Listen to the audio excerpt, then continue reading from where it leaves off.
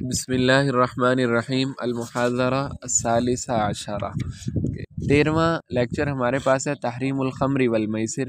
کہ جوا اور شراب کی حرمت۔ خمر شراب کو کہتے ہیں اور میسر جوئے کو کہتے ہیں۔ جوا مطلب جوا گیمبلنگ وغیرہ اس میں یہ آ جاتا ہے۔ تو یہ ان آیات کا شان نزول یہ ہے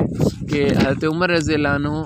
یعنی فطری طور پہ ان کو شراب سے نفرت تھی، یعنی وہ شراب وغیرہ کو پسند نہیں کرتے تھے، تو وہ فرمایا کرتے تھے کہ یا اللہ ہمیں شراب کے بارے میں کوئی بیان شافی عطا کر دیجیے، یعنی بالکل واضح احکامات دے دیجیے، اس لیے کہ فَإِنَّهَا تَذْهَبُ بِالْمَالِ وَالْعَقْلِ، اس لیے کہ شراب انسان کے مال کو بھی ضائع کر دیتی ہے اور عقل بھی انسان کی جاتی رہتی ہے۔ تو سب سے پہلے یہ آیات نازل ہوئی یسألونک عن الخمر والمیسر، تو ان میں صرف یہ حکم ہے کہ اسم کبیر ومنافع للناس واسمہما اکبر من نفعہما، کہ اس میں نقصانات بہت زیادہ ہیں، تھوڑا بہت نفع بھی ہے، اور یہ اتنا حکم دے دیا، مطلب ہلکا سا اشارہ تھا کہ یہ کوئی اچھی چیز نہیں ہے۔ پھر عمر رضی اللہ عنہ یہی کہا کرتے تھے کہ یا اللہ ہمیں کوئی شراب کے بارے میں شافی بیان عطا کر دیجئے، تو پھر اللہ تعالیٰ نے فرمایا یا ایھا الذین آمنوا لا تقربوا الصلاۃ وانتم سکارا، کہ اے اللہ ہمیں شراب ایمان والوں حالت نشہ میں شراب نماز کے قریب نہ جاؤ۔ تو پھر عمر رضی اللہ عنہ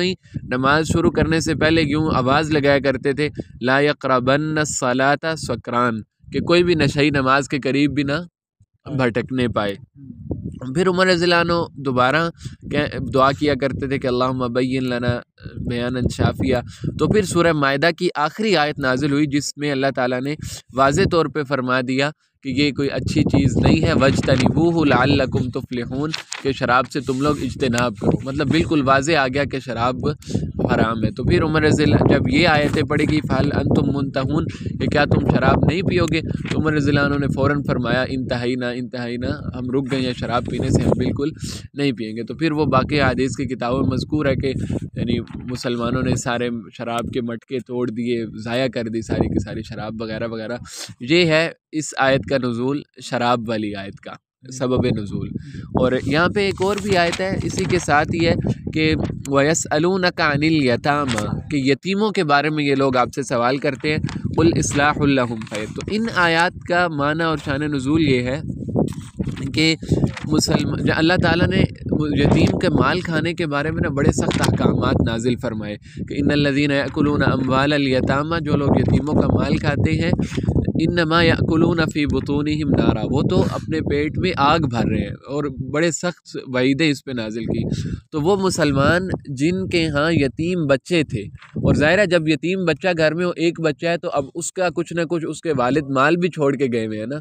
تو وہ یہ ہوتا تھا کہ وہ مطلب اس کے مال میں سے بھی تھوڑا سا جتنا خرچہ اس کا آتا تھا، مثال کے طور پہ اب گھر میں 5 فرد اور ہیں، تو اب ایک چھوٹا بچہ ہے تو وہ 5 کے پیسے اپنے مال سے ملا لیتے تھے اور 1 کے پیسے اس کے مال سے، اور ایک طرف اکٹھا ہی ایک جگہ کھانا پک جاتا تھا، یتیم بھی کھاتا تھا، باقی بھی سارے کھا لیتے تھے۔ تو جب یہ آیتیں نازل ہوئیں تو مسلمان بہت زیادہ ڈر گئے، انہوں نے یتیم سے اپنے کھانے پینے کے معاملات الگ کر لیے، یعنی اس کا جو مال ہے وہ صرف اور صرف وہی استعمال کرے اور الگ ہو۔ استعمال تو پہلے بھی وہی کر رہا تھا لیکن ایک طرح کی وہ کمبائن تھا سسٹم۔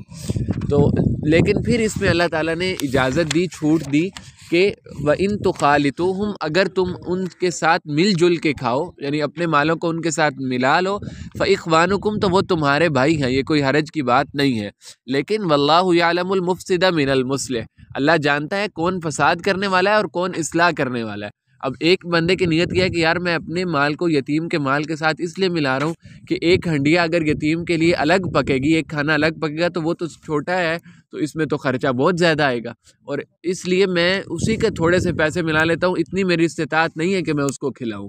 تو یعنی مقصود جو ہے وہ یتیم کی کفالت ہے اور اس کے ساتھ احسان ہے، اس کے مال کو ضائع کرنا نہیں ہے۔ اگر یتیم کے مال کو اپنے ساتھ ملا کے یہ چاہتا ہے کہ میں اس کا مال ہڑپ کر لوں اور اسی کے مال سے میں بھی کھاؤں اور ساتھ اور بھی میرے بچے بھی کھائیں اور سارا کچھ کھائیں، تو اس کی اجازت نہیں ہے۔ تو یہ ہے ان آیات کا شان نزول کہ اصل جو حرمت ہے وہ یتیم کا مال کھانے کی ہے، کوئی سبب اختیار کرنے کی کوئی حرمت نہیں ہے۔ اگر آپ سمجھتے ہیں کہ بہتر ہمارا اکٹھا کھانا پکانے میں ہے یا ایک ساتھ سفر کرنے میں ہے وغیرہ وغیرہ، تو پھر آپ ضرورت کے بقدر جتنی اس بچے کی ضرورت ہے اتنا مال استعمال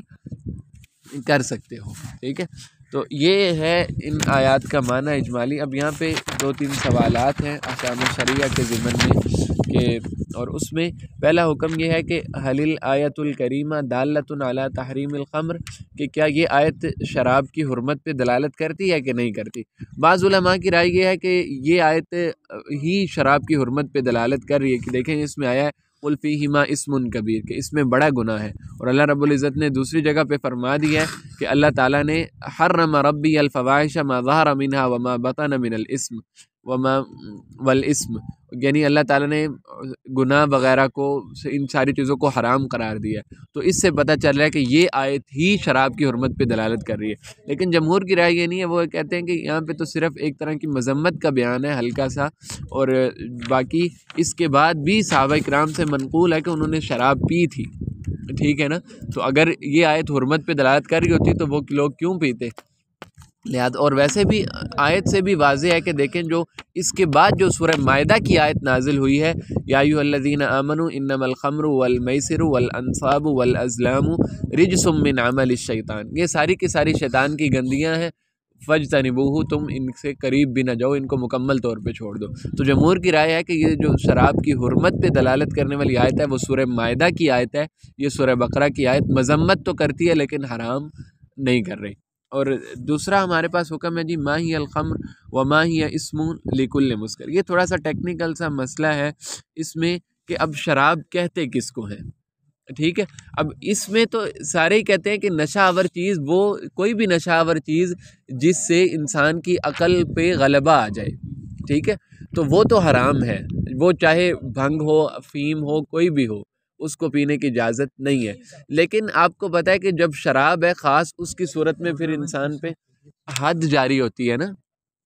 حد جاری ہوتی ہے، اس کو کوڑے لگائے جاتے ہیں وغیرہ وغیرہ، یا اس قسم کے احکام ہے یا بعض اور احکام ہے۔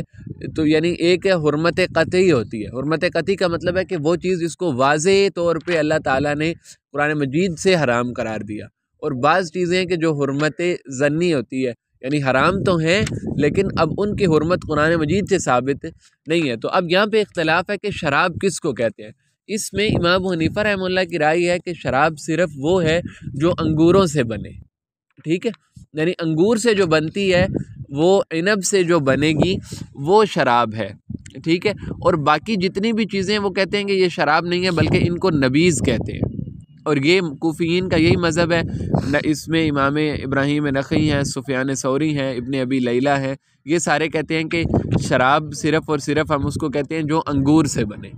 ٹھیک ہے۔ اور جمہور حضرات جو امام مالک، امام شافعی اور امام احمد کہتے ہیں کہ شراب ہر اس چیز کو کہتے ہیں جو نشہ آور ہو، یعنی جو بھی نشہ آور ہو وہ شراب ہے، چاہے وہ انگور سے ہو، چاہے کھجور سے بنے، چاہے جو وغیرہ سے بنے، ٹھیک ہے۔ اور یہی جمہور محدثین کا بھی یہی مذہب ہے اور اہل حجاز کا بھی یہی مذہب ہے۔ اب دلائل کیا ہیں؟ امام ابو حنیفہ رحمہ اللہ فرماتے ہیں کہ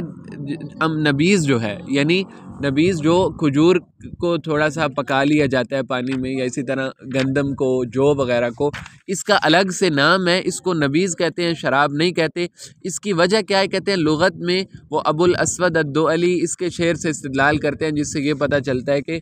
جو نبیذ ہے ان کا الگ نام ہے، یعنی انگور کے علاوہ کے لیے الگ نام یوز ہوتا ہے اور انگور کے لیے الگ نام یوز ہے۔ اور اسی طرح سنت سے بھی ہمیں پتہ چلتا ہے، کہتے ہیں ابو سعید خدری رضی اللہ عنہ سے روایت ہے کہ اللہ کے رسول صلی اللہ علیہ وسلم کے پاس ایک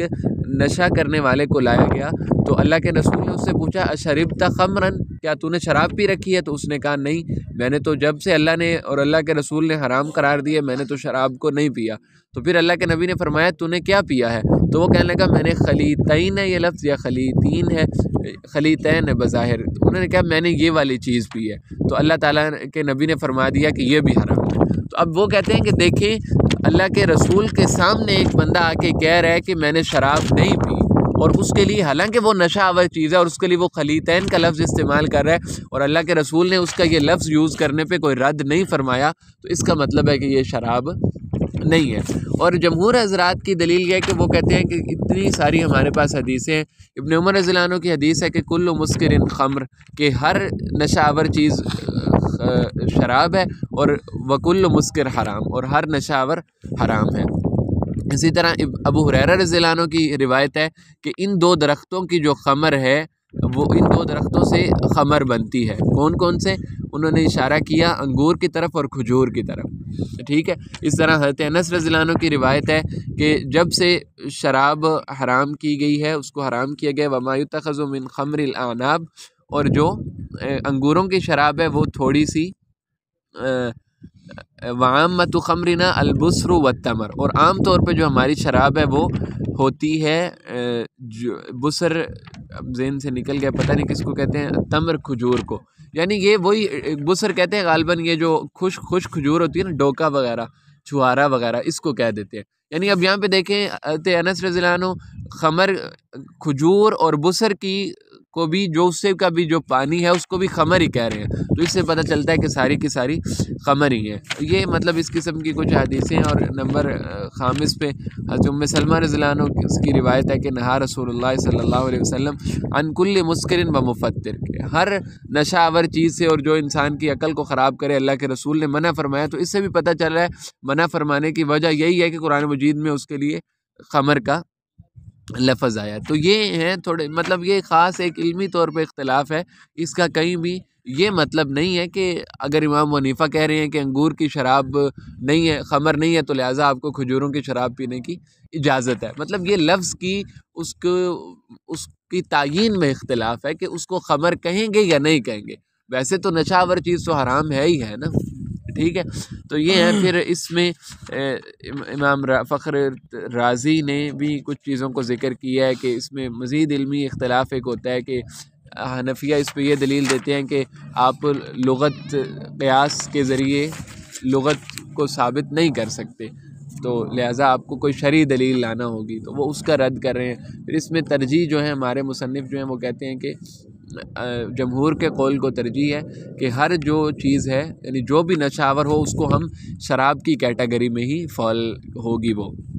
اور پھر اینڈ پہ یہ بھی کہہ رہے ہیں کہ حنفیہ میں امام محمد بہت بڑے امام ہیں، امام شافعی کے استاد ہیں امام محمد الشیبانی، وہ کہتے ہیں کہ انہوں نے بھی جمہور کے قول پہ فتویٰ دیا ہے کہ یعنی جو بھی چیزیں ہیں وہ ساری کی ساری خمر میں ہی فال کریں گی، ٹھیک ہے۔ اور اینڈ پہ الحکم الثالث ہے کہ ما ہی انواع المیسر المحرم، کہ جو حرام جوئے کی اقسام ہیں وہ کون کون سی ہیں، ٹھیک ہے۔ تو کہتے ہیں علماء کا اس بات پہ اتفاق ہے کہ جوئے کی جتنی بھی قسمیں ہیں وہ ساری کی ساری حرام ہیں، اس لیے کہ اللہ تعالیٰ نے واضح طور پہ فرمایا کہ میسر سے بچو، اور وَإِنَّمَا الْخَمْرُ وَالْمَيْسِرُ وَالْأَنصَابُ وَالْأَزْلَامُ رِجْسٌ مِّنْ عَمَلِ الشَّيْطَانِ فَاجْتَنِبُوهُ۔ اب کہتے ہیں کہ چاہے وہ نرد ہو یا شطرنج ہو، اب یہ احادیث میں اس قسم کے الفاظ مذکور ہیں۔ نرد ان علاقوں میں، عجم کے علاقوں میں جب اللہ کے رسول صلی اللہ علیہ وسلم کا زمانہ تھا، یہ ایک طرح کا کھیل کھیلا جاتا تھا ٹیبل وغیرہ پہ نا۔ مطلب یہ ہے کہ یعنی اصل جو حرمت ہے وہ کسی خاص کھیل کی نہیں ہے، بلکہ وہ جوئے کی حرمت ہے۔ مطلب کسی میچ پہ آپ جوا لگا لو، یا کسی مطلب جواریوں کو تو کچھ بھی چاہیے ہوتا ہے نا، وہ تو بیٹھے بیٹھے یہاں پہ یہ بھی جوا لگا دیں کہ دو کبوتر بیٹھے ہوئے، کوئی پہلے اڑ گیا تو اتنے پیسے تیرے، نہ اڑا تو اتنے پیسے میرے، تو اصل یہ چیز حرام ہے۔ تو باقی یہ اس کھیل کو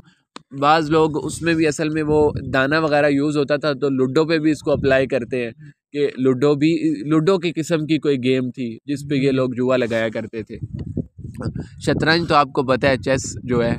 اس میں بھی جوا، اگر جوئے کا استعمال ہو۔ پھر یا نصیب ایک لاٹری ہے، مطلب پھر اس میں بھی لاٹری چاہے آپ اچھے کام کے لیے ہو چاہے برے کام کے لیے ہو، مثلاً کہتے ہیں کہ چیریٹی کے لیے ہم لاٹری لگانا چاہتے ہیں، اس میں جو جیتے گا وہ چیریٹی فاؤنڈیشن میں اتنے پیسے دے گا، تو لاٹری یہ حرام ہے، اور حرام مال اللہ کے راستے میں نہیں دینا چاہیے۔ وہ آپ جو ویسٹرن کانسیپٹ ہے چیریٹی کا، اس میں تو آپ لگا سکتے ہیں، لیکن جو اللہ کے راستے میں مال خرچ کرنا ہے وہ طیب اور حلال طریقے سے کمایا ہوا مال ہی ہونا چاہیے، ٹھیک ہے۔ تو پھر اس میں اختلاف ہوا علماء کا کہ کیا ہے۔ امام شافعی رحمہ اللہ کی رائے اس میں فقد اباح الامام الشافعی بشروط ذکرها الامام الفخر، یعنی کہتے ہیں کہ امام شافعی رحمہ اللہ شطرنج وغیرہ کی اجازت دیتے ہیں، اور اسی طرح جو متاخرین حنفیہ ہیں ہدایہ وغیرہ کی شرح میں، انہوں نے بھی اس چیز پہ کلام کیا ہے۔ مطلب یہی کہ اصل جو چیز یہاں پہ سمجھنے کی ہے وہ جوا حرام ہے، کسی خاص کھیل کی اس انداز سے حرمت نہیں ہے۔ لیکن امام شافعی رحمہ اللہ کے علاوہ باقی جو ائمہ ہیں وہ کہتے ہیں کیونکہ حدیث میں شطرنج کا لفظ مذکور ہو گیا، اسی طرح نرد کا لفظ مذکور ہے، لہٰذا اس کو نہیں کھیلنا چاہیے، یہ مکروہ ہے۔ امام شافعی فرماتے ہیں کہ شطرنج وغیرہ کھیلنے کی اجازت ہے، لیکن اس میں شرائط ہے۔ شرائط کیا ہیں کہ شرط نہ لگائی جائے، ٹھیک ہے، شرط لگا کے نہ کھیلیں، اور زبان اپنی گناہوں سے پاک رہے، یعنی گالیاں وغیرہ دیتے ہوئے نہ کھیلو، اور اسی طرح نماز درمیان میں نہ چھوٹنے پائے۔ تو یہ جو شرطیں ہیں عام جو ہیں، اسی طرح ان کی اجازت نہیں ہے۔ تو یہاں اس باب میں یہی مذکور ہے کہ شراب کی حرمت، جوئے کی حرمت۔ تو باقی ائمہ جو ہیں تینوں وہ کہتے ہیں شطرنج کی اجازت نہیں ہے، کیوں مکروہ ہے، زیادہ سے زیادہ یہ کہا جا سکتا ہے، اور کسی کا اس میں زیادہ شدت والا قول بھی ہو سکتا ہے، لیکن امام شافعی رحمہ اللہ کے قول کو ہی ترجیح دی جاتی ہے کہ اصل جو حرمت ہے وہ جوئے کی ہے، وہ کسی بھی چیز میں ہو، چاہے شطرنج میں ہو چاہے جس چیز میں ہو، اس کی اجازت نہیں ہے۔ باقی عام اگر اپنے ذہن کو تیز کرنے کے لیے شطرنج وغیرہ کھیلتے ہیں تو اس کی اجازت ہے، لیکن یہ چیزیں اس میں بہرحال ذہن میں رہنی چاہیے کہ اس سے میری نماز نہ قضا ہو، یا اور بہت زیادہ غافل نہ ہو جائے انسان وغیرہ وغیرہ۔